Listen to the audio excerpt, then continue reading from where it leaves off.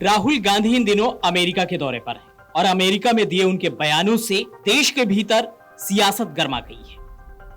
राहुल गांधी ने कई ऐसे बयान दिए हैं जिसको लेकर बीजेपी हमलावर है। वहीं अब राहुल गांधी ने आरक्षण खत्म करने को लेकर भी अमेरिका में एक बड़ा बयान दे दिया है। उन्होंने कहा है कि कांग्रेस आरक्षण खत्म करने के बारे में तब सोचेगी जब सही समय होगा, जो कि अभी नहीं है। राहुल गांधी ने बयान जॉर्ज टाउन यूनिवर्सिटी में छात्रों से बात करते हुए दिया है। उनसे यूनिवर्सिटी में छात्रों ने पूछा था कि देश में आरक्षण कब तक जारी रहेगा, जिसका जवाब राहुल गांधी ने दिया। राहुल गांधी ने कहा, जब आप वित्तीय आंकड़ों को देखते हैं तो आदिवासियों को 100 रुपए में से 10 पैसे मिलते हैं, दलितों को 100 रुपए में से 5 पैसे मिलते हैं और ओबीसी को भी लगभग इतनी ही रकम मिलती है। असलियत यह है कि उन्हें भागीदारी नहीं मिल पा रही है। भारत के हर एक बिजनेस लीडर की सूची देखें, मुझे आदिवासी दलित का नाम दिखाएं, मुझे ओबीसी का नाम दिखाएं। मुझे लगता है कि शीर्ष 200 में से एक ओबीसी है। वे भारत के 50% हैं, लेकिन हम इस बीमारी का इलाज नहीं कर रहे हैं। अब आरक्षण एकमात्र साधन नहीं है, अन्य साधन भी हैं। राहुल गांधी से समान नागरिक संहिता के बारे में पूछे जाने पर उन्होंने कहा कि वह इस पर तभी टिप्पणी करेंगे जब उन्हें पता चलेगा कि बीजेपी का प्रस्ताव क्या है। राहुल गांधी ने यह भी कहा कि इंडिया गठबंधन के सदस्यों में मतभेद थे, लेकिन वे कई बातों पर सहमत थे। बता दें कि राहुल गांधी ने कहा कि चुनाव से पहले हम इस विचार पर जोर देते रहे कि संस्थाओं पर कब्जा कर लिया गया है। आरएसएस ने शिक्षा प्रणाली पर कब्जा कर लिया है, मीडिया और जांच एजेंसियों पर कब्जा कर लिया गया है। हम ये कहते रहे, लेकिन लोगों को ये समझ में नहीं आ रहा था।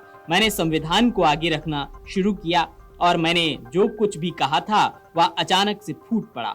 गरीब भारत, उत्पीड़ित भारत, जिसने ये समझ लिया कि अगर संविधान खत्म हो गया तो पूरा खेल खत्म हो जाएगा।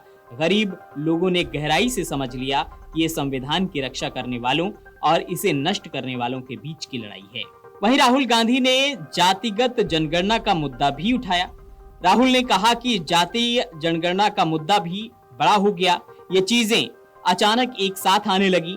राहुल ने कहा कि मुझे नहीं लगता कि निष्पक्ष चुनाव में बीजेपी 240 के करीब थी। उनके पास बहुत बड़ा वित्तीय लाभ था। उन्होंने हमारे बैंक खाते बंद कर दिए थे। चुनाव आयोग वही कर रहा था जो वो चाहते थे। पूरा अभियान इस तरह से बनाया गया था कि नरेंद्र मोदी देश भर में अपना काम करें। जिन राज्यों में वो कमजोर थे उन्हें उन राज्यों में अलग तरीके से डिजाइन किया गया था।